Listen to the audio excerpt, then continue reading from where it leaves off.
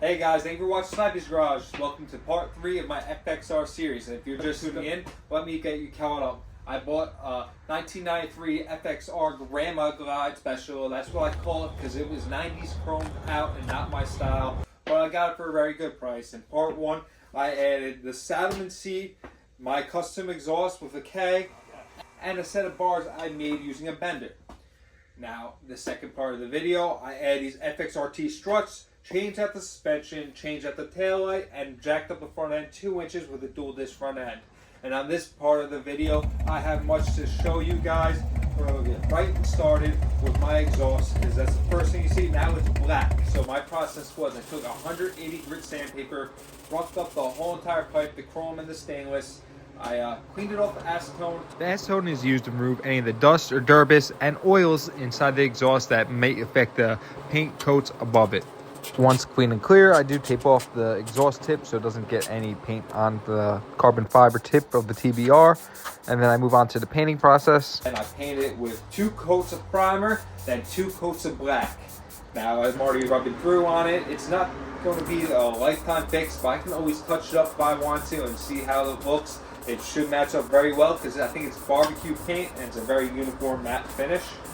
I had to jack up this foot peg because it was too close to the exhaust. I just took a piece of 1/4 inch aluminum, drilled a hole, got the concave of the frame to match in there so it won't rotate, and then added one of these foot peg mounts I had laying around just because I had it, and I kept the stock one just so I don't modify it.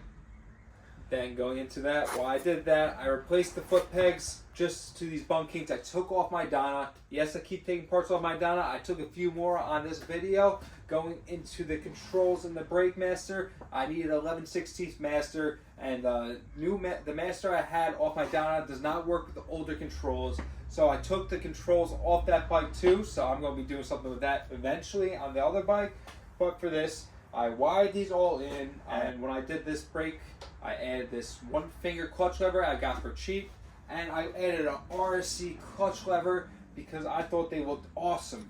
So getting into it, my bars needed to get a knurl on it so it has a better grip of the risers. So I just use this eBay special I found, knurled it. Every time you go around, you tighten it a little more, go around more. Now I'm marking out where I'm going to center hole my notches. I made this little rig using 2 stock risers with the through bolt.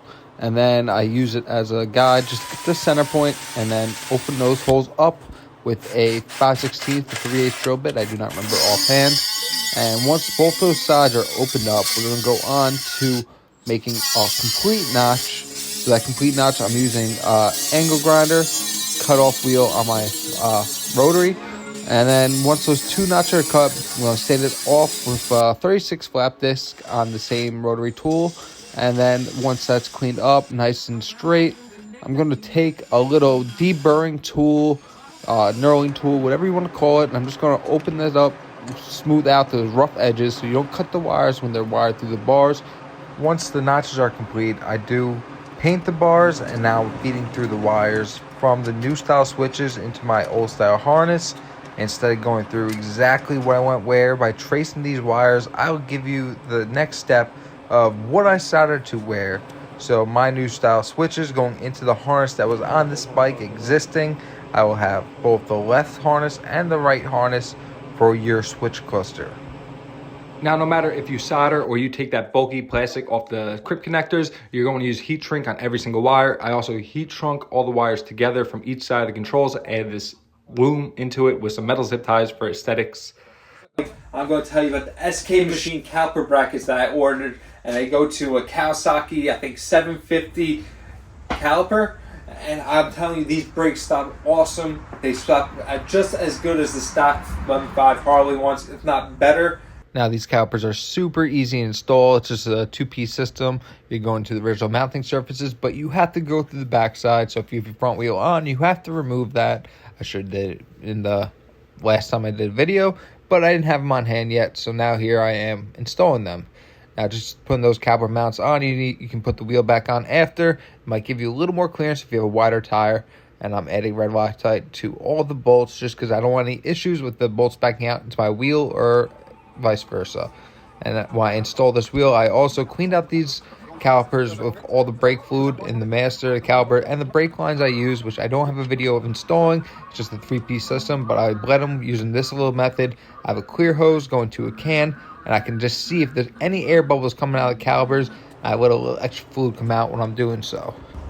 Other things I did before I put the exhaust back on the bike, I pulled that stock air cleaner off, and I cleaned up the motor using Harley Davidson Texture Black, and I use that by spraying it into a little cup and just brushing it in between the fins. Then I took a file and a piece of sandpaper and cleaned up the fins just to get that uniform, nice, crispy finish. So when I put the air cleaner back on, I had an RLNS backing plate sitting from a bike I parted out. I threw that on. I had to order new breather bolts because Evo and Dyna are different. Evo and Twin Cam are different, I'm sorry. And then I added a new filter and this plate off my Dyna, which is the Speed Kings cover plate, and I think it looks awesome. I added a little pinstriping paint into it. I used orange that matched this cover I put on the bike. This is the stock Harley paint, and the blue to match my wheels. Going back to this cover, this is the original 1993 pink, which the bike was, and I'm so upset that it's not pink anymore, but it's alright because I do like this color. It really grew on me. It's just I hate the decals. Brother, what's that? So another two things I did was the lighting. I had my rear tail light set up in the last video, but this video I added a brow mount. This one also is off my Dyna, and this cheap Amazon headlight I got from the guy I bought my one finger lever from. Also, the headlights grounded through the bucket, so I threw a ground coming out for my blinkers. I had these LED blinkers, which is a running light and turn signal. They weren't the best, but they were cheap, so I threw them in there for now. And a set of mirrors that I had laying around as well, and a bunch of stuff that I just had laying around, but this is how it sits. And I took this thing for a quick little shakedown.